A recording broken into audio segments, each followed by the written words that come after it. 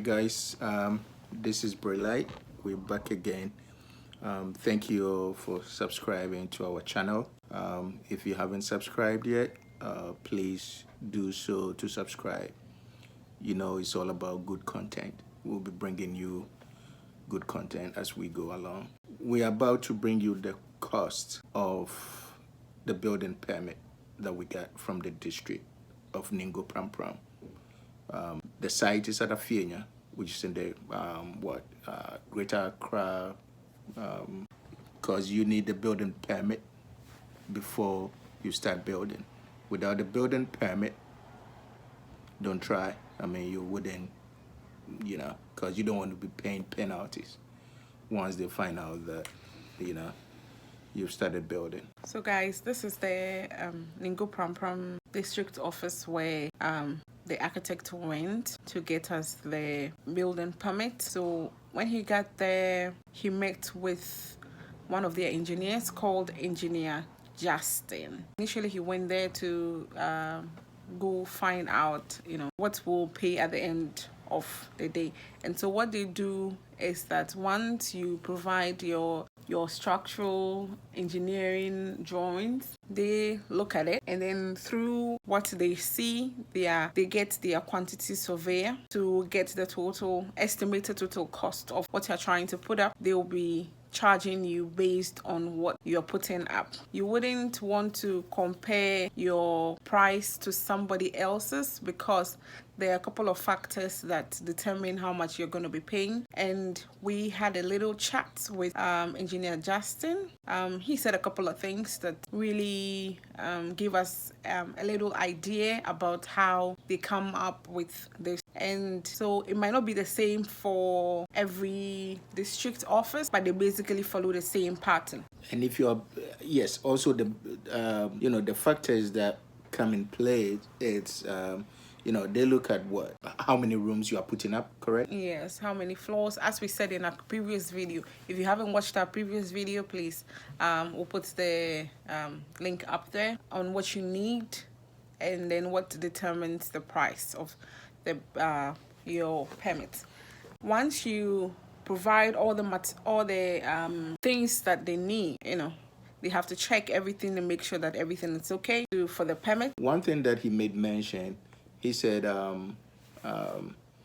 are Class A, Class B, Class C. We might both be building a 4-bedroom on the same plot, but we might not be paying the same fees because of the classification. That, as you said, some places are more accessible than others. Others are more developed than others. So depending also on where the land is located, that also contributes to how much they're going to be charging you for the permit. The first thing you have to pick up is the building permit forms. And as you can see, this is a receipt that came with the building permit form, and that was 60 Ghana cedis. So that doesn't mean that if you are in another district, you'll be paying the same amount, because all districts are different. You might pay more or you might pay less, depending on which district yes. So the next form or the next receipt that we got was the submission fee. You take the necessary documents. Obviously, you have to pay for submission fee because they have to go through all that you've brought to be able to determine if it meets their standards, yes, or not. So we paid 150 Ghana cedis for submission fee, and that's the receipt right there. And then after, another document we got was this looks like the building permit. So we have the building plan number on it. We had the receipt number.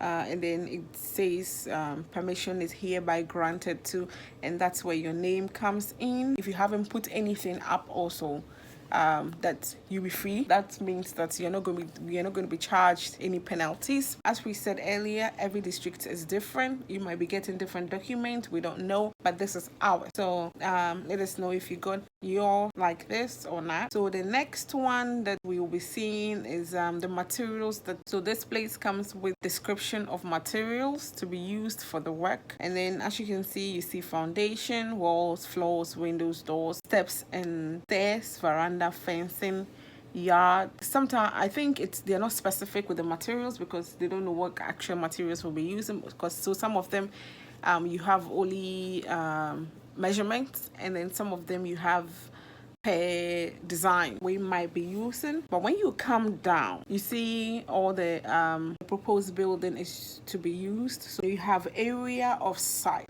the whole area of the plot that you have, and we have 2,670.9 meters square. And then we have that's for the four plots that we have. And then you have area of site left unbuilt upon, which means that the part of the house, the land that is not going to have anything on it, is 1,464.2 meters square. Is going to be left, and then percentage of total area to be built upon. And so here we have 45%. So what we did was calculate 45% of the total area.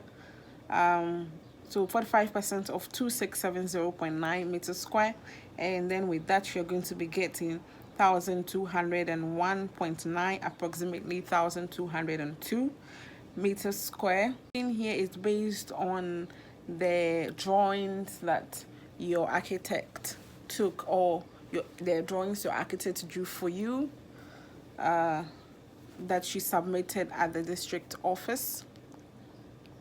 Now the next document that we got, actual building permits, like the actual permits that is given to you. Yes, it's like how you get like a certificate. You finish school and then you get a certificate. This is the actual certificate of the permit. So which has it has the district name. So it says in the Ningo Prampram District Planning Committee, its pursuance of the power delegated to it, the minister responsible for town and country planning hereby grants permission. So this is basically like a government given document, from the ministry itself. So it also tells you residential, which is what we are trying to do. So if you are having a commercial one, it would also say it. And then it will also say on it how many stories you're trying to put up. So if on it will try to say if you are demolishing, if you are altering, if you are extending, if you're renewing the building, all of it will also come under it. But in this our case, we are now trying to put it up. Guys, if you need help with your permits, Engineer Justin has agreed to help those of you who would want him to help you, only in the Accra and Tema metropolis. He also agreed to come on for us to talk about the permits, what goes into in the office.